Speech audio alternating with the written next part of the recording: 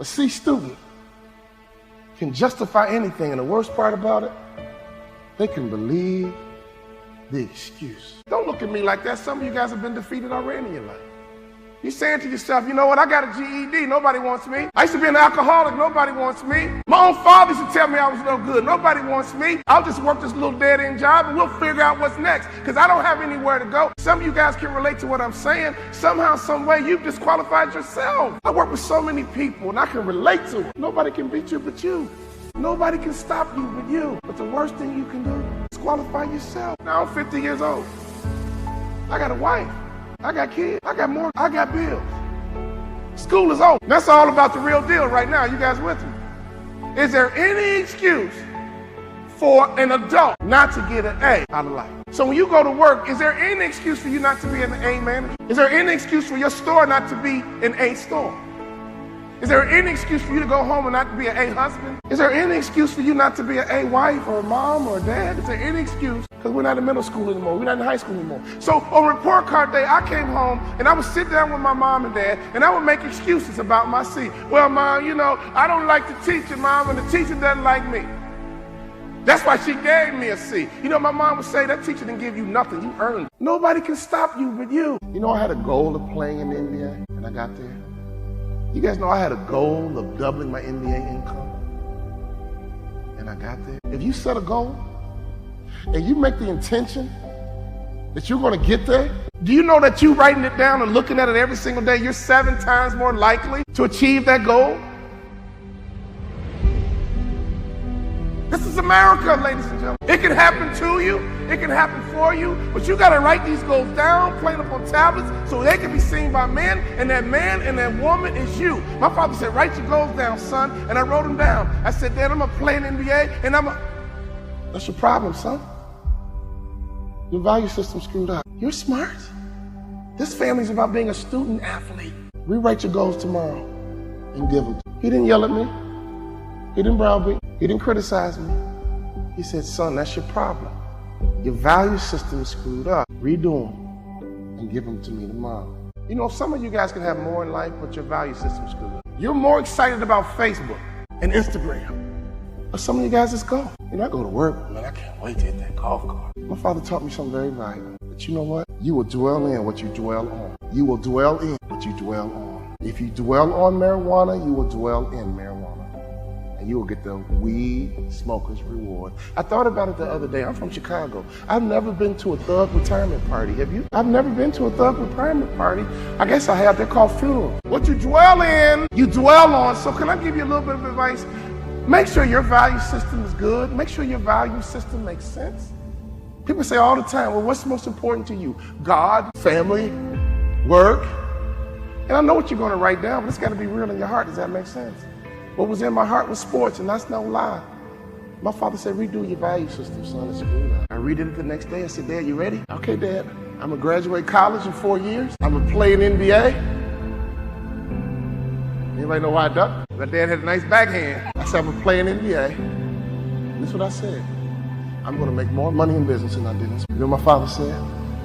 I like it, son. I like it. I want you to take those goals out and look at them every single day. Before I knew it, that 2.1 turned into a 2.9. Before I knew it, I got selected to be president of the journalism club, captain of the homecoming committee. Before I knew it, people began to recognize me not as an athlete, but as a leader in school. All of a sudden, I wanted a 3.0. I'm going to get a 3.0. I'm going to get a 3.0. And they were like, Walter, it's mathematically impossible. You know what I'm talking about?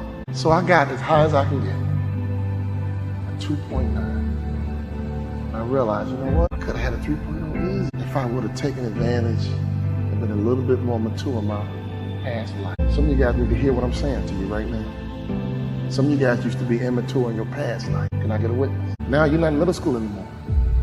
You're not in high school. Childhood is over. Would you agree?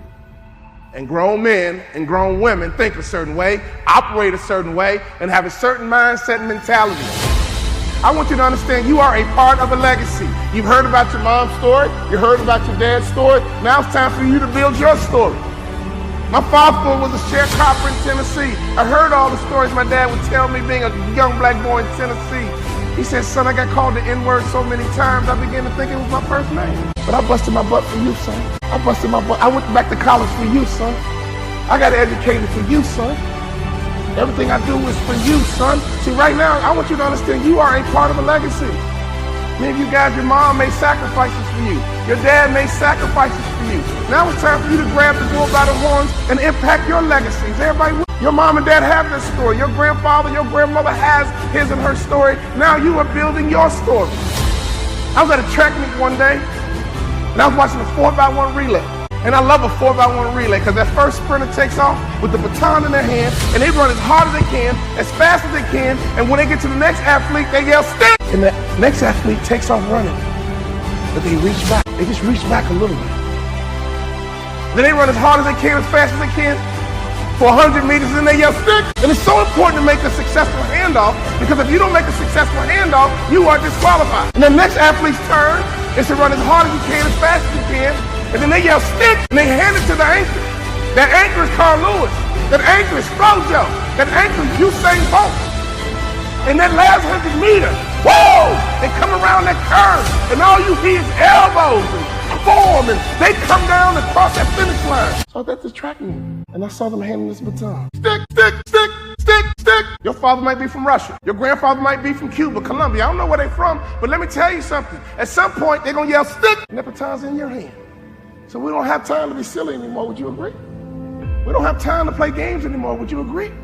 You gotta get that baton in your hand. You gotta run as hard as you can, as fast as you can. And every day in that car in the morning, my dad would just talk to me. Like, son, I'm from Tennessee, son. Education is very valuable.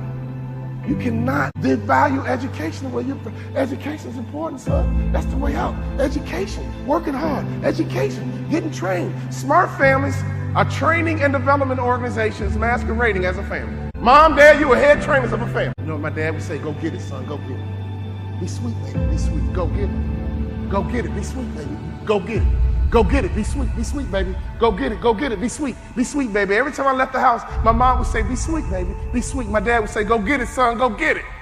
Go get it, son, go get it, be sweet, go get it, be sweet, go get it, be sweet, go get it.